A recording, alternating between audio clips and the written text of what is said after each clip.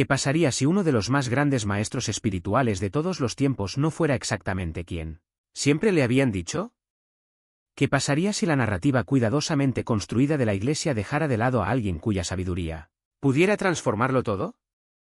Durante siglos, María Magdalena fue retratada como la pecadora arrepentida, la mujer caída, aquella a quien Jesús perdonó. Pero ¿qué pasa si esto no es más que un fragmento de la verdad? Un papel distorsionado, creado no solo para ocultar quién era ella realmente, sino también quién eres tú. Detrás de las capas de doctrina y dogma, hay otra Magdalena, muy diferente de la figura secundaria que la Iglesia te ha hecho creer. Un maestro divino, la pieza faltante, responsable de mantener a la humanidad en la oscuridad durante milenios. Su legado, sin embargo, todavía resuena en evangelios prohibidos y textos ocultos. En estos fragmentos habla de la ascensión del alma, la liberación de las fuerzas oscuras y un camino hacia lo divino que no comienza en los templos ni en los sacerdotes, sino en el interior de cada persona. ¿Por qué se reescribió tu historia? ¿Por qué el sagrado número 13, asociado a su nombre y a los ciclos de la luna, se convirtió en símbolo de mala suerte? Quizás porque la verdad que ella llevaba, sobre el equilibrio, la unidad y el recuerdo, todavía tiene el poder de despertar a la humanidad. En el fondo, algo dentro de ti siempre supo que la versión oficial de Magdalena nunca estuvo completa. Porque ciertas verdades no se pueden explicar, solo se pueden sentir. Y es por eso que estás aquí. Quizás estoy empezando a recordar la historia real que fue borrada. Prepárate para descubrir los fragmentos de las enseñanzas ocultas de Magdalena. La sabiduría que la Iglesia luchó durante siglos por suprimir. Exploremos la visión que ella aportó a una unión divina olvidada hace mucho tiempo y comprendamos por qué su presencia y su mensaje son más relevantes hoy que nunca. Lo que estás a punto de descubrir no es una historia más sobre Magdalena. Es un espejo. Y en ese espejo, tal vez reconozcas la pieza que falta no solo en la narración de Cristo, sino en tu propia alma. Para comprender a María Magdalena, debemos retroceder en el tiempo, mucho más allá de las imágenes en vidrieras y sermones que moldearon su figura. El personaje que te enseñaron a ver no es el mismo que conocieron los primeros seguidores de Jesús. En los evangelios oficiales, Magdalena es presentada como una mujer de la que fueron expulsados 7 demonios. Aparece en momentos cruciales, al pie de la cruz, cuando casi todos los discípulos huían, observar dónde fue sepultado Jesús, y, sobre todo, como primer testigo de la resurrección. Solo eso debería hacerte reflexionar. Si ella fue verdaderamente insignificante, ¿por qué todos los evangelios coinciden en que fue ella quien lo vio primero, antes que Pedro, antes que Juan, antes que nadie? Fuera del canon, sin embargo, en los textos gnósticos ocultos durante siglos, emerge un retrato completamente diferente. En el Evangelio de María, un manuscrito enterrado en las arenas de Egipto y redescubierto en 1896, la Magdalena no es la pecadora arrepentida, sino la discípula que comprendió profundamente las enseñanzas de Jesús. En este relato, es María, no Pedro, quien consuela a los demás con palabras de sabiduría oculta tras la partida del Maestro. El Evangelio de Felipe va más allá, habla de Magdalena como compañera de Jesús y sugiere una cercanía que suscitaba envidia entre los discípulos varones. Estas no son las palabras de una figura marginal. Son huellas de una autoridad silenciada, hilos ocultos de una comunión divina. ¿Por qué la Iglesia lo borraría? Para responder, debemos observar las luchas de poder en los primeros siglos del cristianismo. La fe cristiana no nació como una única doctrina unificada, sino como un torbellino de visiones encontradas. Algunos grupos veían la salvación como obediencia a la autoridad. Otros, como los gnósticos, creían que la redención provenía del conocimiento, del despertar de la chispa divina dentro de cada persona. La voz de María Magdalena se alineó con esta segunda visión. Sus enseñanzas, conservadas en fragmentos del Evangelio de María, describen visiones del alma en ascenso, enfrentando fuerzas que intentan mantenerla aprisionada, y cómo la liberación proviene del autoconocimiento. Estas eran ideas peligrosas para una iglesia en crecimiento que buscaba el control. Una mujer que proclamaba que la verdadera autoridad viene de dentro, que no se necesitan sacerdotes ni jerarquías rígidas para llegar a Dios, era una amenaza. Incluso su número estaba distorsionado. En algunas tradiciones, Magdalena era recordada como el 13º apóstol, aquel que fue más allá de los 12 y portaba una sabiduría que otros no podían contener. La letra M, Su inicial es la 13ª del alfabeto.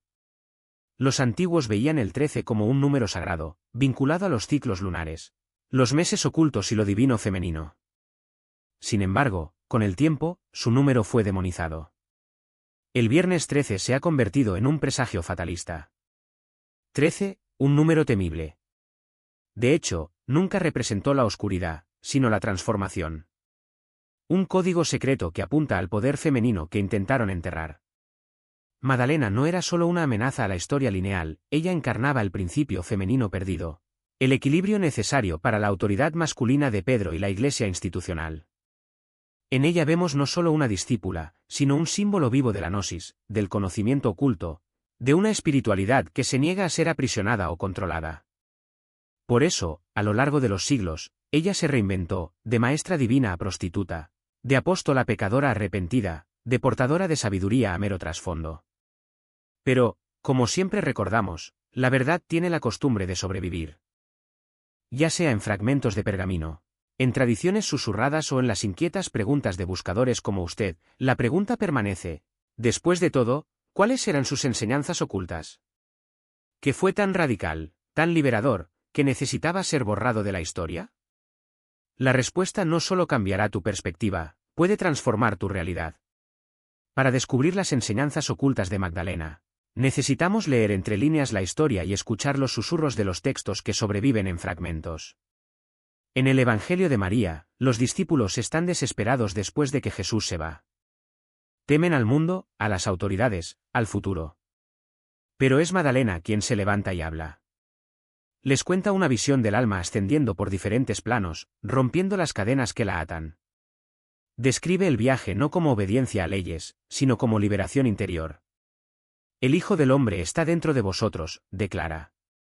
No se refiere a un templo, un ritual o intermediarios, sino a la presencia divina que habita en cada ser. Este es el núcleo de su enseñanza: la salvación no se otorga mediante poderes externos, sino que se recuerda a través de la gnosis, el conocimiento interno. Y Magdalena deja esto aún más claro con una advertencia que habría sacudido los cimientos de la Iglesia primitiva. Ella les dice a sus discípulos: no establezcan reglas más allá de lo que les he enseñado. No creen leyes como el legislador, para que no queden sujetos a ellas. En otras palabras, no construyáis una religión de control. No reemplaces la verdad viva con dogmas y normas. Este era un lenguaje peligroso en un mundo que ya avanzaba hacia jerarquías e imperios. Imagínese el impacto de una mujer proclamando que la autoridad divina no es algo externo, sino que reside dentro de cada persona. Nunca fuiste encarcelado. La libertad no es algo que se logra fuera, sino algo que se reconoce dentro. Cada vez que el miedo susurra que no eres suficiente, que la duda te hace cuestionar tu camino o que el deseo te arrastra hacia viejos patrones, es un eco de esos demonios que María Magdalena describió, no como fuerzas externas, sino como capas de ego que el alma necesita despojarse. No ofreció respuestas preparadas, sino una invitación: mirar dentro. El camino de la gnosis no es una doctrina a seguir, sino una experiencia a vivir. No se trata de creer en algo, sino de saberlo, no con la mente, sino con el cuerpo, con la respiración, con cada célula que lleva la memoria de lo divino. Cuando Magdalena habla de la liberación del alma, no está describiendo un acontecimiento lejano, sino un proceso que tiene lugar aquí y ahora. Cada elección, cada momento de presencia, es una oportunidad para recordar: soy más que estas cadenas. Y precisamente por eso su mensaje resultó tan inquietante. Ella no pidió sumisión, sino despertar. No requería obediencia, sino conocimiento de uno mismo. En un mundo donde el poder se basaba en la ignorancia de los demás, Magdalena ofrecía la clave de la libertad. Y eso era una amenaza. Porque una persona despierta no puede ser controlada. Una persona que reconoce su propia autoridad no necesita intermediarios. Ella misma se convierte en un templo viviente. Los textos que sobrevivieron, fragmentados, censurados, reinterpretados, aún contienen rastros de esta verdad. Cuando el Evangelio de Felipe dice que Jesús la besaba frecuentemente en la boca, no se refiere a un gesto romántico, sino a un acto sagrado, la transmisión directa de la sabiduría, la unión de los opuestos en un solo soplo. El beso, en este contexto, es el símbolo de la gnosis compartida, de la comunión entre maestro y discípulo que trasciende jerarquías. Es la prueba de que, para Magdalena, lo divino no estaba en un trono lejano, sino en la intimidad del encuentro. Y aquí radica la paradoja: cuanto más intentaban borrar su voz, más se convertía en un símbolo universal. En cada mujer que se atrevió a cuestionar los dogmas, en cada místico que buscó la verdad más allá de las instituciones, en cada alma que se negó a aceptar que lo sagrado era privilegio de unos pocos, Magdalena estaba presente. Tu historia no se trata solo del pasado, se trata de lo que aún está por recordar. Cuando analizamos las tradiciones que la honraban en secreto, desde los cátaros hasta los alquimistas, desde los templarios hasta los rosacruces, vemos un patrón: Magdalena no fue solo una discípula, sino un puente. Un puente entre el cristianismo y las antiguas tradiciones de sabiduría, entre lo masculino y lo femenino, entre el cielo y la tierra. Su número, 13, no fue una coincidencia. Era el símbolo de la luna, del carácter cíclico, de la renovación. Todo lo que la Iglesia institucionalizada intentó suprimir en nombre del orden lineal y patriarcal. Pero la verdad tiene una manera de resurgir. Como las aguas de un río subterráneo que, aún estando represado, encuentra fisuras para emerger. Magdalena no fue solo testigo de la resurrección. Ella fue la primera en encarnar lo que significaba la resurrección, la victoria de la vida sobre la muerte, de la luz sobre las tinieblas, del alma sobre el ego. Y si hoy todavía sentimos el peso de su ausencia, es porque su legado no solo fue olvidado, fue robado. Recuperar la voz no es un ejercicio de nostalgia, sino de justicia. No se trata de reescribir la historia, sino de reconocer lo que siempre ha estado ahí, que el camino espiritual no es un camino de un solo sentido, donde solo unos pocos tienen acceso a lo divino. Es una red de conexiones, donde cada hilo, masculino, femenino, humano, cósmico, es esencial. Magdalena no vino a fundar una nueva religión, sino a recordar que la verdadera religión ya existe dentro de nosotros. Y quizás por eso, incluso después de siglos de silencio, su presencia todavía nos conmueve. Porque ella no nos pide que creamos en nada. Ella nos pide que recordemos. Recordando que el alabastro que llevaba no era solo un frasco de perfume, sino un recipiente de transformación. Recuerda que el rojo de sus vestiduras no era signo de pecado, sino de vida, sangre, sacrificio y renacimiento. Recuerden que cuando dijo, me quitaron al Señor y no sé dónde lo pusieron, no hablaba solo de una tumba vacía, sino de la ausencia de una verdad que aún no había sido encontrada. La pregunta que hoy nos hace Magdalena es la misma que les hizo a los discípulos: ¿qué haréis con lo que ya sabéis?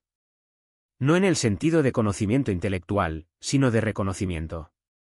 ¿Qué harás cuando te des cuenta de que el reino no está en algún lugar lejano, sino en el simple acto de abrir los ojos? Cuando comprendes que los demonios que te acechan no son enemigos, sino partes de ti mismo que aún no han sido integradas? Cuando te das cuenta de que la libertad no es un destino, sino un estado de ser. Magdalena no nos dejó un manual. Nos dejó un espejo. Y lo que vemos en ella no es una santa de vidriera, sino una mujer de carne y hueso, apasionada, inquisitiva, valiente. Una mujer que amó profundamente, que cometió errores, que se puso de pie, que enseñó. Una mujer que, sobre todo, sabía. Y es este conocimiento, esta gnosis, lo que todavía resuena como una llamada. Porque al final la historia de Magdalena no trata de ella. Se trata de nosotros. Sobre lo que elegimos olvidar y lo que elegimos recordar. De las cadenas que aceptamos llevar y de las alas que nos negamos a abrir. Ella no vino para ser adorada. Vino a mostrarnos que lo divino no está en los altares, sino en nuestras propias manos, siempre y cuando tengamos el coraje de extenderlas. Nunca me han arrestado. Soy libre. ¿Cuántas veces en tu propia vida te has sentido encadenado por la expectativa? ¿Silenciado por el miedo o aplastado por historias que no eran realmente tuyas? ¿Y cómo sería mirar estas fuerzas a los ojos y decir, nunca estuve atrapado? Magdalena nos recuerda que la libertad requiere claridad, especialmente cuando se trata de deseo. Ella enseñó que el alma lleva al ego como una prenda y que el ego no puede ver el alma. Por eso fracasan tantas manifestaciones. Tratamos de crear a partir de la carencia, del hambre del ego por más dinero, estatus, más cosas, pero la carencia solo alimenta al ego, no al alma. El camino de la Magdalena te pide que dejes de lado estos deseos, que aflojes las garras del ego, para que lo que se manifieste a través de ti esté alineado con el propósito de tu alma, no con tus distracciones. ¿Y cómo sabes cuándo estás alineado? Magdalena nos da la clave: ver a Dios con los ojos del corazón, no con la mente que duda, no con los ojos que engañan, sino con el corazón que ve más allá de toda ilusión. El corazón tiene la visión del alma. Cuando miras a través de este ojo, comienzas a percibir lo divino directamente, vivo dentro de ti. Así que esta noche, antes de irte a dormir, pregúntate: ¿dónde sigo estancado? ¿Qué defectos se disfrazan de verdad? ¿Y puedo empezar a ver a través del ojo de mi corazón? Esta es la reflexión que te ofrece Magdalena. No es una lista de cosas por hacer, ni una práctica rígida, sino una pregunta viva. Porque la sabiduría de Magdalena no es solo historia. Es un espejo. Un espejo que te revela que su camino es tu camino, que su liberación es tu liberación. Es posible que sus enseñanzas hayan sido borradas, pero su verdad permanece en las preguntas de buscadores como usted. En estas preguntas hay una semilla, semillas de libertad, semillas de recuerdo. El mensaje de Magdalena nunca fue sobre miedo o control, sino sobre ver a través de la ilusión. Y más allá de esta ilusión está la verdad. Eres tú quien lleva el mismo poder que ella poseía. El silencio duró demasiado. Ahora te toca a ti recordar y recuperar lo que es tuyo. Y cuando la voz de Magdalena resurja a través de ti, que nunca lo olvides: la verdad no se puede borrar. Si esta exploración tocó algo cercano a su corazón, comparta sus reflexiones. Tus palabras pueden formar parte de este recuerdo, ayudando a otros a ver lo que también llevan dentro de sí. Y si sientes el llamado a profundizar en estos misterios, asegúrate de conectarte con este viaje. Con cada paso, descubrimos más sabiduría que ha estado oculta, más voces que han sido silenciadas, más verdades que aún pueden transformar la forma en que te ves a ti mismo en el mundo. Porque esto no es solo historia. Es un camino vivo. Y juntos estamos recuperando la luz que nunca se perdió.